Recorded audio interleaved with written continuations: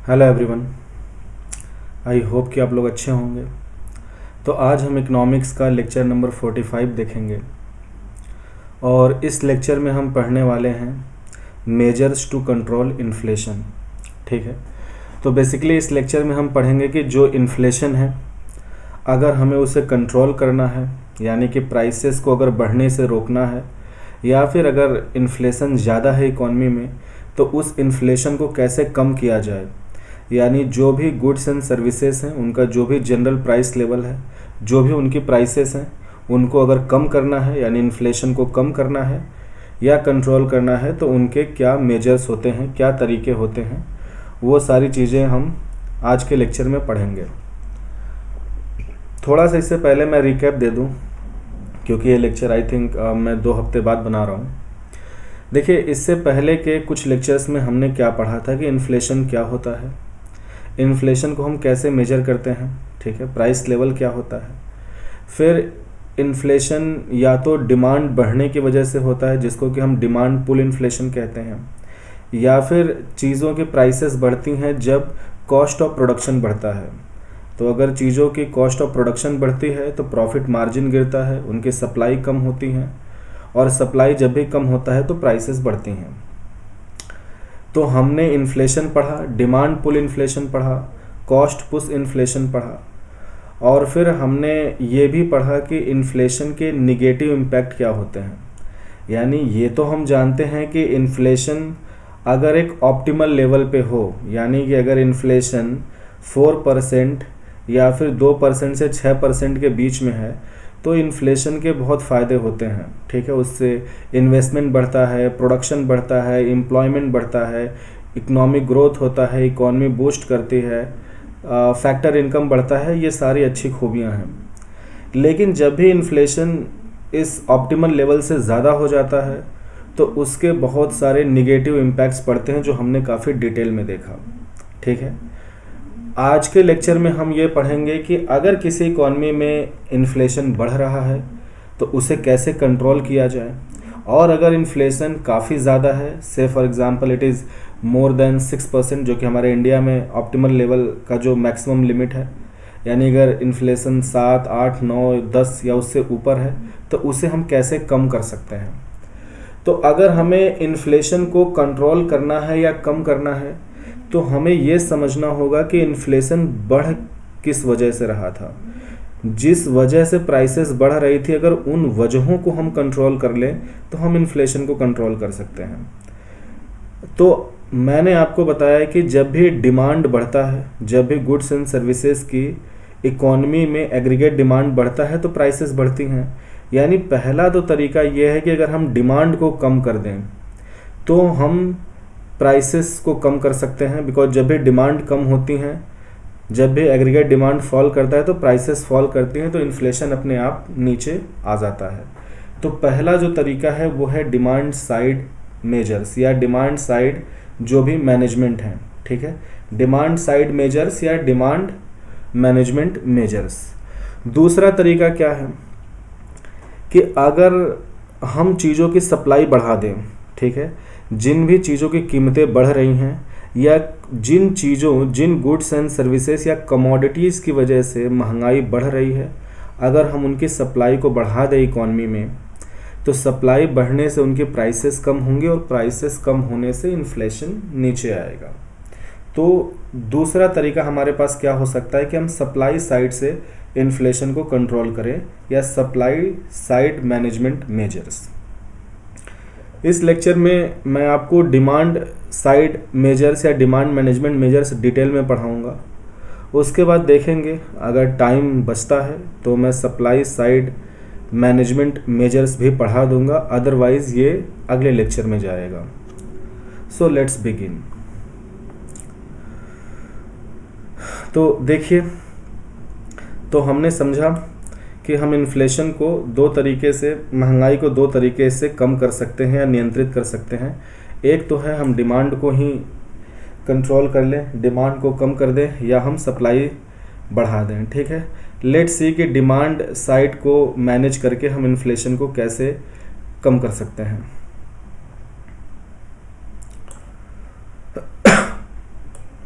Sorry. तो पहला जो हमारा टॉपिक होगा वो होगा demand side measures to control inflation.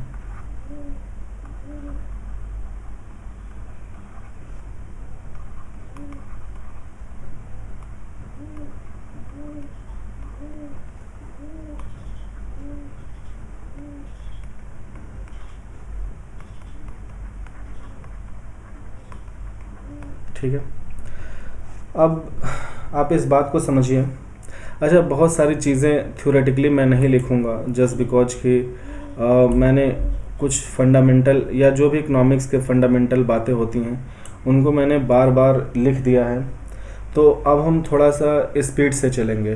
ठीक है, तो अगर हमें डिमांड साइड मेजर्स अपनानी है तो देखिए सबसे पहले कि डिमांड का महंगाई पे क्या इम्पैक्ट आता है। देखिए, जब भी इकोनॉमी में अगर एग्रीगेट डिमांड बढ़ रहा है, यानी अगर हम गुड्स एंड सर्विसेज का डिमांड बढ़ाएंगे तो ऑब्वियसली उनकी प्राइसेस बढ़ेंगी, और अगर प्राइसेस बढ़ेंगी तो जो भी इन्फ्लेशन लेवल है वो और बढ़ेगा।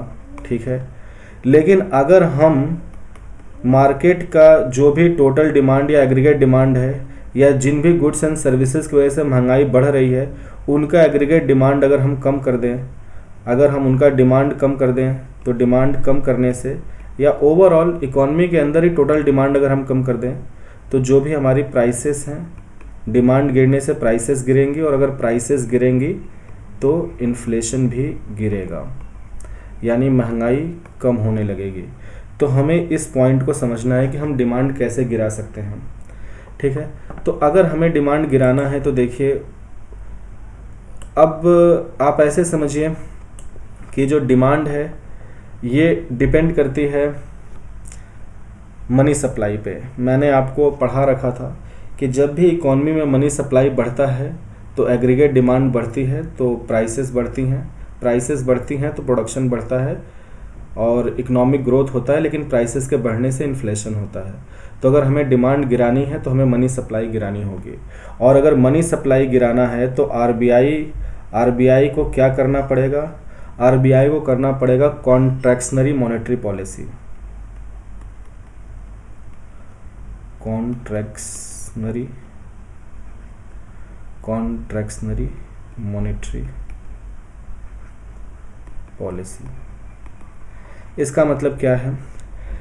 अगर आरबीआई कॉन्ट्रैक्शनरी मॉनेटरी पॉलिसी अपनाती है तो उसके अंतर्गत क्या होता है, जो भी हमारे मॉनेटरी पॉलिसी के इंस्ट्रूमेंट्स हैं like CRR, like SLR, like repo rate, like bank rate, like reverse repo rate, MSF rate, इन सब का जो भी वैल्यू है या इन सब के जो रेट है बढ़ जाते हैं। लाइक सीआरआर एसएलआर को हम रिजर्व रेशियो कहते हैं। तो अगर आरबीआई सीआरआर एसएलआर को बढ़ा देगी तो हमारा अगर रिजर्व रेशियो बढ़ता है तो जो मनी मल्टीप्लायर है विच इज़ 1/r, तो अगर रिजर्व रेशियो बढ़ेगा तो मनी मल्टीप्लायर कम होगा, मनी मल्टीप्लायर कम होगा तो मनी सप्लाई गिरेगी।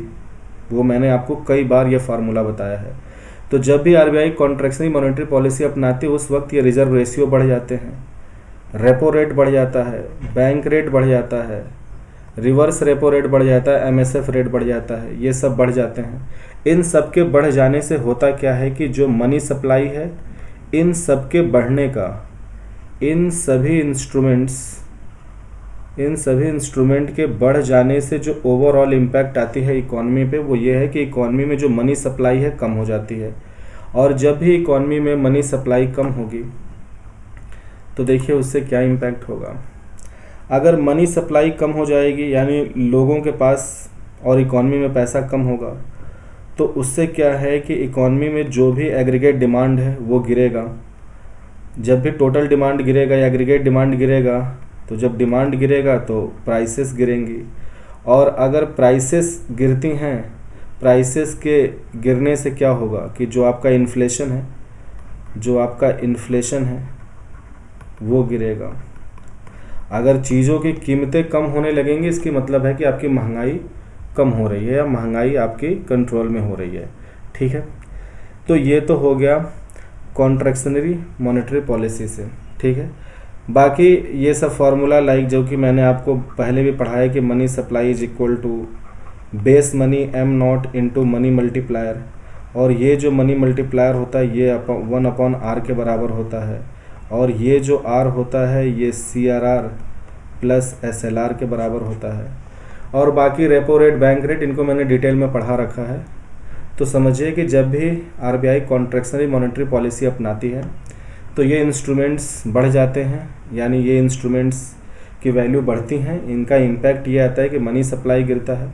अगर इकॉनमी में पैसा कम होगा, लोगों की परचेजिंग पावर कम होगी, डिमांड कम होगा, प्राइसेस गिरेंगे, प्राइसेस गिरने से इन्फ्लेशन कम होगा, इन्फ्लेशन कंट्रोल में हो जाएगा।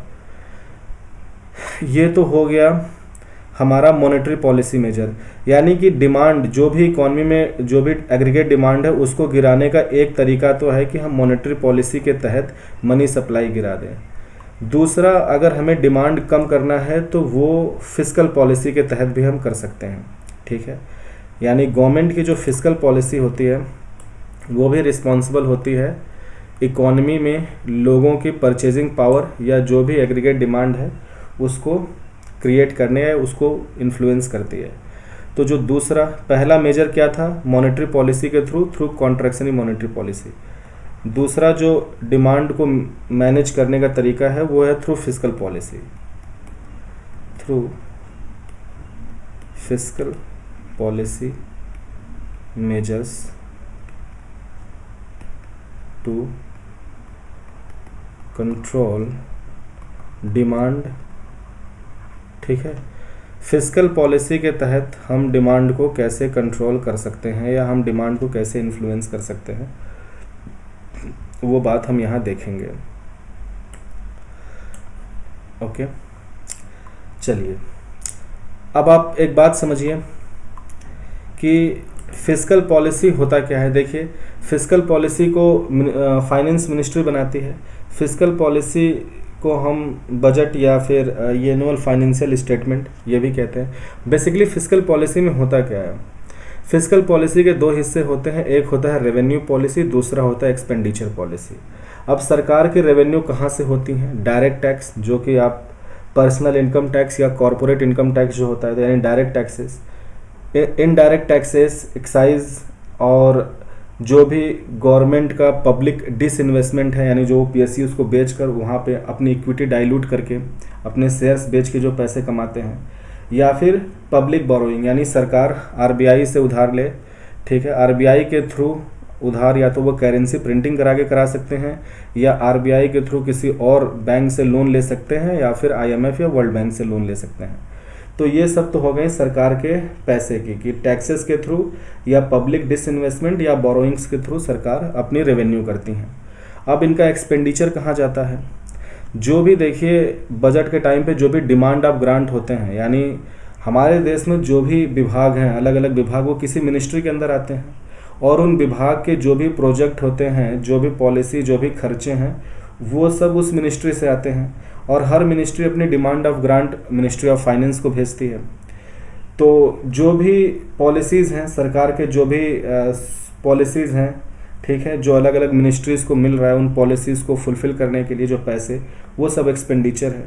या आप ऐसे भी समझ ले, जो आपका सिविल एडमिनिस्ट्रेशन है, जो डिफेंस पे खर्चा जा रहा है, जो PDS, मनरेगा, या सरकार जो भी वेलफेयर प्रोग्राम चला रही है, जो अलग अलग मिनिस्ट्रीज़ को जितना भी वो सारा पैसा दे रहे हैं, ये सब सरकार के खर्चे हैं। तो एक तरफ सरकार की कमाई की पॉलिसी होती है कि सरकार कहाँ से कितना इनकम किस तरह से करने वाली है, और सरकार कहाँ पे क्या खर्चा करेगी, तो वो सारा डिमांड ऑफ ग्रांट के थ्रू रिफ्लेक्ट होता है। तो ये सारी बातें तो हो गई फिस्कल पॉलिसी के बारे में। अब हम देखते हैं कि फिस्कल पॉलिसी के जो टूल्स होते हैं उनके थ्रू हम डिमांड को कैसे कंट्रोल कर सकते हैं। तो अगर मैं फिस्कल पॉलिसी का पहला टूल बोलूँ तो पहला टूल क्या है, टैक्सेस, ठीक है, टैक्सेस, बिकॉज इससे ही गवर्नमेंट को रेवेन्यू होता है। अब ये जो टैक्सेस हैं ये दो तरह के हो सकते हैं। पहला है आपका डायरेक्ट टैक्स, ठीक है, डायरेक्ट टैक्स। दूसरा है आपका इनडायरेक्ट टैक्स, इनडायरेक्ट टैक्स। तो तो अब हम ये समझेंगे कि डायरेक्ट और इनडायरेक्ट टैक्स से सरकार इन्फ्लेशन को कैसे कंट्रोल कर सकती है। ठीक है जी। तो देखिए, अगर सरकार डायरेक्ट टैक्स की वैल्यू बढ़ाती है, ठीक है, यानी जो भी लोगों को पर्सनल इनकम टैक्स देना पड़ रहा है या जो कॉरपोरेट इनकम टैक्स दे रहे हैं, अगर डायरेक्ट टैक्स बढ़ेगा तो इससे क्या आएगा, जो भी लोगों की पर्सनल डिस्पोजेबल इनकम है, पर्सनल डिस्पोजेबल, जो लोगों की पर्सनल डिस्पोजेबल इनकम है ये कम हो जाएगी। और मैंने आपको ये बताया था कि ये जो भी पर्सनल डिस्पोजेबल इनकम होता है ये नॉमिनल इनकम होता है, यानी जब आप इस पर्सनल डिस्पोजेबल इनकम या इस नॉमिनल इनकम से इन्फ्लेशन को डिस्काउंट करते हैं तो रियल इनकम आता है और आप रियल इनकम के बराबर ही इकोनॉमी में कंजम्पशन कर सकते हैं। तो अगर सरकार डायरेक्ट टैक्स रेट्स को बढ़ाएगी तो लोगों के जो डिस्पोजेबल इनकम है, यानी जो उनके पास सेविंग और कंजम्पशन के लिए जो पैसा है वो कम हो जाएगा। और अगर लोगों का पर्सनल डिस्पोजेबल इनकम कम होगा, अगर लोगों के पास पैसे कम होंगे तो जाहिर सी बात है उनकी परचेजिंग पावर, उनका पीपी परचेजिंग पावर कम होगा। अगर उनका परचेजिंग पावर कम होगा तो एग्रीगेट डिमांड गिरेगा। ठीक है, यानी सरकार डायरेक्ट टैक्स बढ़ाती है तो डायरेक्ट टैक्स बढ़ने से लोगों का पर्सनल डिस्पोजेबल इनकम गिरता है, उससे लोगों की परचेजिंग पावर गिरती है और फिर इकॉनमी में डिमांड गिरता है। और जब भी डिमांड गिरेगा तो इसका जो इम्पैक्ट है वो ये है कि प्राइसेस गिरेंगी, और डिमांड गिरने से प्राइसेस गिरती हैं और प्राइसेस के गिर जाना ही इन्फ्लेशन कंट्रोल है या इन्फ्लेशन रिडक्शन है, यानी इन्फ्लेशन का कम हो जाना। ठीक है, तो ये तो एक बात हो गई, यानी कि डायरेक्ट टैक्स के थ्रू सरकार ये इम्पैक्ट डाल सकती है। ठीक है, अब देखिए इनडायरेक्ट टैक्स के थ्रू क्या होता है। इनडायरेक्ट टैक्स क्या लगता है? इनडायरेक्ट टैक्स लगता है जो भी गुड्स एंड सर्विसेज का प्रोडक्शन हो रहा है उस पे सरकार जो टैक्स लगाती है, जो कंज्यूमर पे करता है, ठीक है, उसे इनडायरेक्ट टैक्स कहते हैं। अब देखिए, हमने ये पढ़ा था कि जो मार्केट प्राइस होता है वो क्या होता है, factor cost plus net indirect taxes के बराबर। और इस नेट इनडायरेक्ट टैक्स में क्या है, इनडायरेक्ट टैक्स माइनस सब्सिडी। यानी अगर सरकार इनडायरेक्ट टैक्सेस को यहाँ पे लिख लेते हैं, okay, let me change the colour also. देखिए, अगर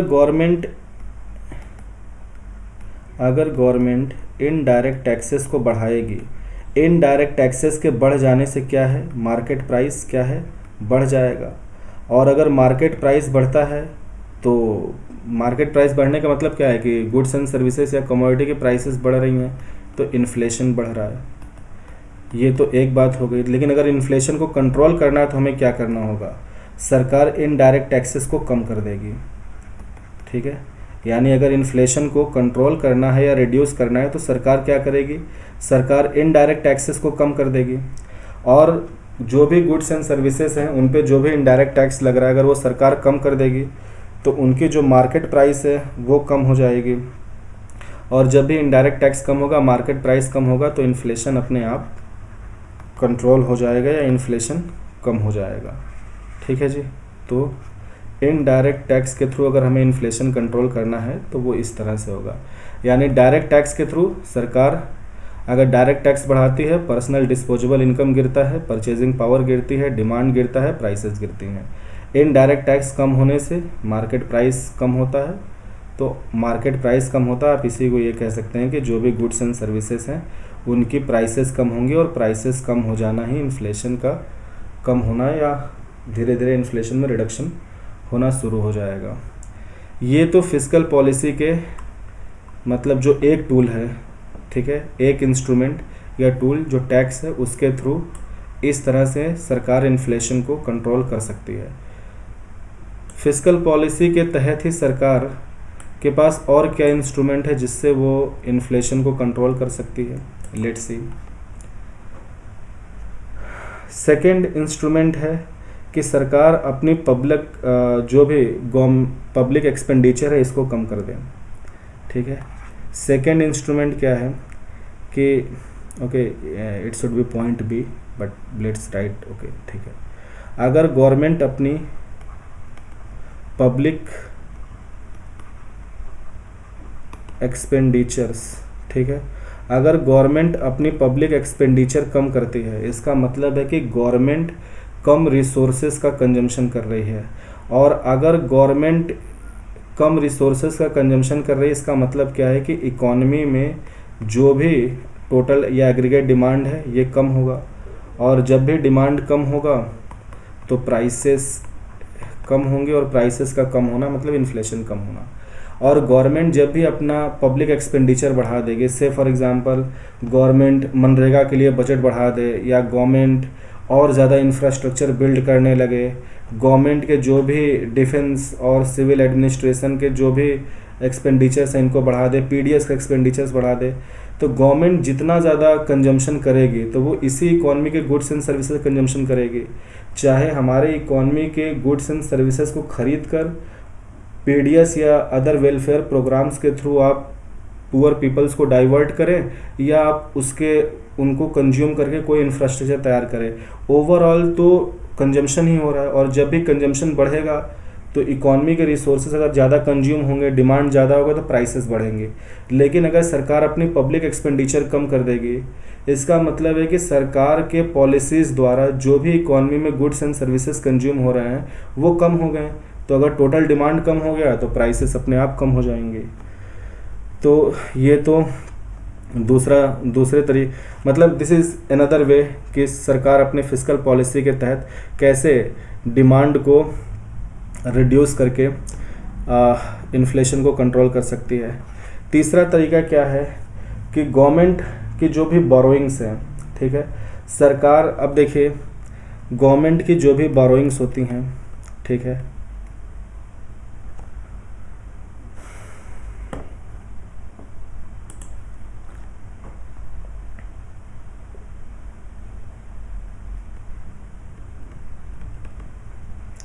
गवर्नमेंट की जो भी बोरोइंग्स होती हैं वो सरकार दो तरीके से कर सकती है। पहला है कि वो आरबीआई के थ्रू करें, वो आरबीआई से बोरोइंग करें बाय करेंसी प्रिंटिंग, ठीक है, यानी सरकार आरबीआई को गवर्नमेंट सिक्योरिटी दे और उस गवर्नमेंट सिक्योरिटी के अगेंस्ट आरबीआई करेंसी प्रिंट करके सरकार को दे। अगर गवर्नमेंट अपनी बोरोइंग करेंसी प्रिंटिंग से करती है, ठीक है, तो इससे क्या होगा कि इकॉनमी में जो भी बेस मनी है एम नॉट बढ़ेगा। अगर हमारा एम नॉट बढ़ेगा तो जो भी एग्जिस्टिंग मनी मल्टीप्लायर है, जो भी करेंट मॉनेटरी पॉलिसी, उसकी वजह से जो भी मनी मल्टीप्लायर है, ठीक है, अब अगर एम नॉट बढ़ जाएगा तो इसका क्या इम्पैक्ट आएगा कि मनी सप्लाई बढ़ जाएगी, बिकॉज मनी सप्लाई क्या होता है, M naught into money multiplier. ठीक है, मनी मल्टीप्लायर तो वही है, लेकिन अगर बेस मनी ही बढ़ गया, अगर इकॉनमी में ज़्यादा करेंसी आ गया, ज़्यादा पैसा इशू हो गया, तो मनी सप्लाई तो बढ़े जानी है। और अगर मनी सप्लाई बढ़ती है तो फिर डिमांड बढ़ेगा, तो फिर प्राइसेस बढ़ेंगे, और प्राइसेस बढ़ेंगे मतलब इन्फ्लेशन बढ़ेगा। इसीलिए अगर गवर्नमेंट अपनी बोरोइंग्स करेंसी प्रिंटिंग के थ्रू करती है तो ये इन्फ्लेशनरी इन नेचर होता है, यानी कि गवर्नमेंट को जो भी अपनी बोरोइंग करनी है वो करेंसी प्रिंटिंग के थ्रू नहीं करनी है।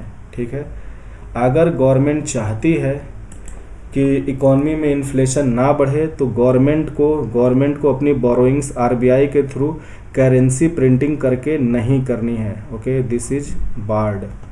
तो गवर्नमेंट अपनी बोरोइंग कैसे कर सकती है? गवर्नमेंट की बोरोइंग आरबीआई के थ्रू ही फैसिलिटेट होता है, लेकिन गवर्नमेंट ये कर सकती है कि गवर्नमेंट आरबीआई को गवर्नमेंट सिक्योरिटी देगी। और आरबीआई क्या है कि हमारे देश में किसी भी पब्लिक बैंक, ठीक है, पब्लिक बैंक या प्राइवेट बैंक, उन्हें वो गवर्नमेंट सिक्योरिटी बेचेगी। मान लीजिए गवर्नमेंट ने जीसैक दिया आरबीआई को, आरबीआई ने उस गवर्नमेंट सिक्योरिटी को जीसैक को पब्लिक बैंक को बेचा, पब्लिक बैंक इस गवर्नमेंट सिक्योरिटी को, और ये गवर्नमेंट सिक्योरिटी आरबीआई कैसे बेच सकती है? Through open market operation. ठीक है, तो अगर कोई पब्लिक बैंक, प्राइवेट बैंक या कोई फाइनेंशियल इंस्टीट्यूशन गवर्नमेंट सिक्योरिटी खरीदता है तो वो हाईएस्ट बिडर जो भी होगा, ठीक है, उसको बेचा जाएगा। तो वो जितने में खरीदेगा वो सारा अमाउंट पैसा आरबीआई के पास आएगा। ठीक है, और ये पैसा आरबीआई किसको दे देगी? सरकार को दे देगी।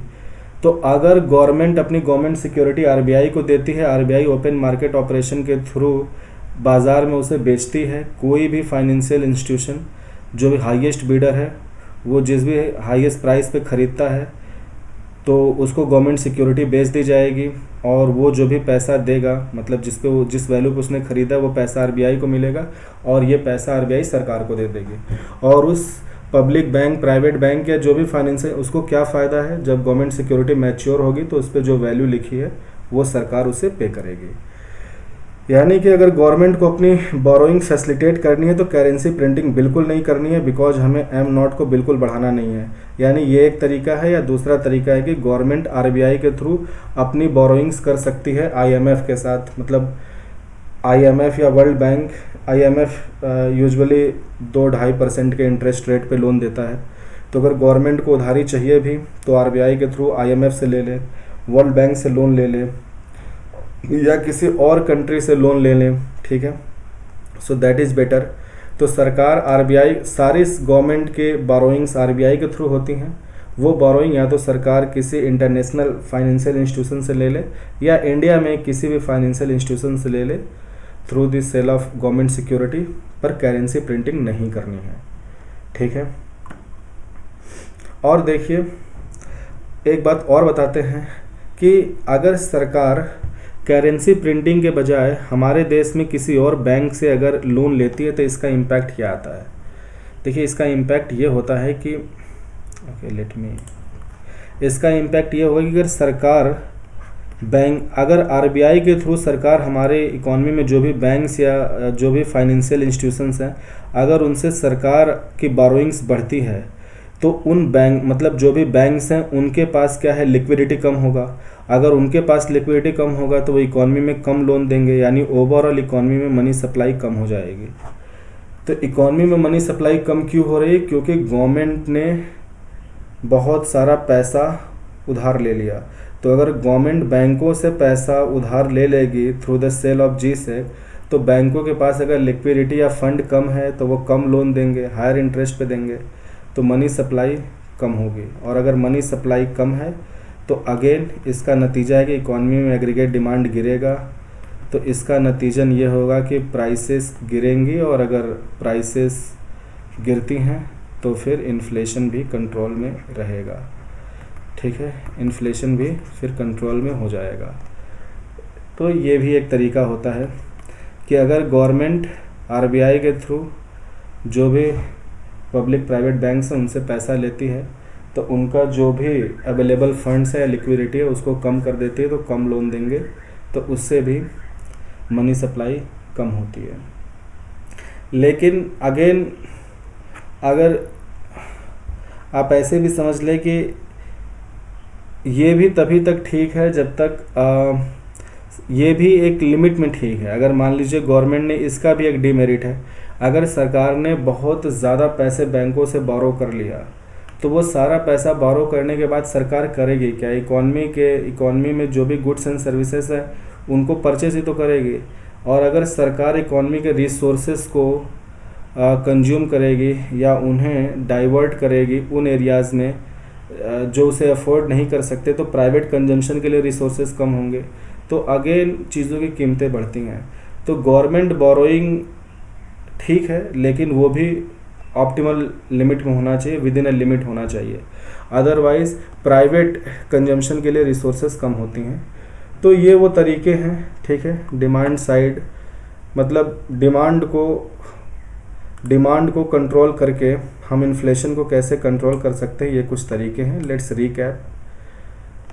अगर हमें डिमांड को कम करके इन्फ्लेशन को कम करना है, क्योंकि डिमांड से ही प्राइसेस तय होती हैं, तो अगर हम एग्रीगेट डिमांड कम करें, प्राइसेस कम होंगी तो इन्फ्लेशन कम होगा। उसका एक तरीका है कि monetary policy, RBI contractionary monetary policy अपनाए, जिसके अंतर्गत उनके जो भी इंस्ट्रूमेंट्स हैं उनकी वैल्यू या रेट बढ़ा दें, उससे मनी सप्लाई कम होगी, डिमांड गिरेगा, प्राइसेस कम होंगे तो इन्फ्लेशन गिरेगा। ये तो मॉनेटरी पॉलिसी हो गया। सरकार के पास भी डिमांड को इन्फ्लुएंस करने के रास्ते होते हैं, वो होता है थ्रू देयर फिस्कल पॉलिसी, जिसके अंतर्गत सरकार के जो भी इंस्ट्रूमेंट्स है, लाइक जो टैक्स है अगर सरकार डायरेक्ट टैक्स बढ़ाती है तो लोगों का पर्सनल डिस्पोजेबल इनकम कम होता है, परचेजिंग पावर गिरती है और फिर डिमांड गिरता है तो प्राइसेस गिरते हैं।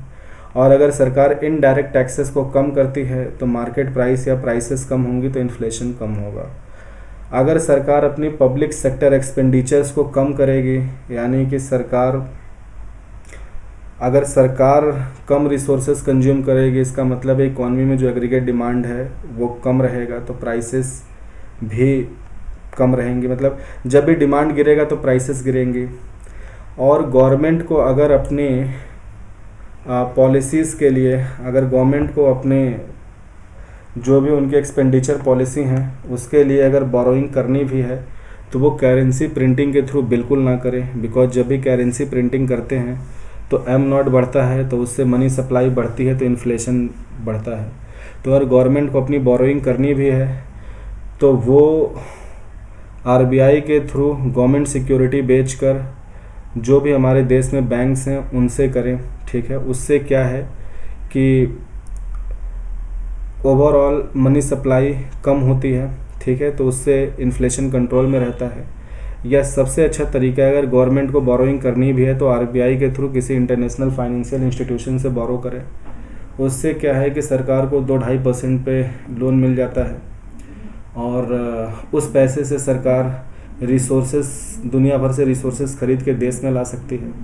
तो ऑब्वियसली जिन चीज़ों की हमारे यहाँ शॉर्टेज थी, जिनकी वजह से इन्फ्लेशन था, अगर आप उनकी सप्लाई को बढ़ा दें और सरकार अपनी ही इकॉनमी में रिसोर्सेस को सक आउट नहीं करेगी, अगर बाहर से रिसोर्सेस खरीद के ला रही है तो फिर जाहिर सी बात है कि ओवरऑल इन्फ्लेशन कम हो जाएगा। तो ये वो तरीके हैं जो सरकार और आरबीआई अपनाती हैं इन्फ्लेशन को कंट्रोल करने के लिए। लेकिन सरकार फिस्कल पॉलिसी के तहत सरकार भी इन्फ्लेशन को कंट्रोल कर सकती है, बट लार्जली सरकार का गोल इन्फ्लेशन कंट्रोल नहीं होता है। सरकार का गोल होता है कि वो इकोनॉमिक ग्रोथ को प्रमोट करे, मतलब इकोनॉमिक ग्रोथ को प्रमोट करे। साथ ही साथ सरकार अपनी रेवेन्यू बढ़ाना चाहती है कि सरकार का ज़्यादा से ज़्यादा रेवेन्यू हो ताकि वो ज़्यादा से ज़्यादा सोशल सेक्टर एक्सपेंडिचर कर सके, ताकि वेलफेयर कर सकें। तो इन्फ्लेशन टारगेटिंग या इन्फ्लेशन कंट्रोल जो है वो लार्जली आरबीआई के अंतर्गत आता है और वो कॉन्ट्रैक्शनल मॉनेटरी पॉलिसी के थ्रू करते हैं और वो यही तरीका होता है, दिस कॉन्ट्रैक्शनल मॉनेटरी पॉलिसी, जिसके तहत वो अपने इंस्ट्रूमेंट्स को बढ़ा देते हैं, मनी सप्लाई कम होती है, डिमांड गिरता है, प्राइसेस गिरती हैं तो इन्फ्लेशन गिरता है। आज के लेक्चर में बस इतना ही। तो this is all about for inflation control through demand management और डिमांड साइड मेजर्स। अगले लेक्चर में हम इन्फ्लेशन कंट्रोल देखेंगे बाय सप्लाई साइड मैनेजमेंट्स या सप्लाई साइड मेजर्स, ठीक है। So for today, thank you so much.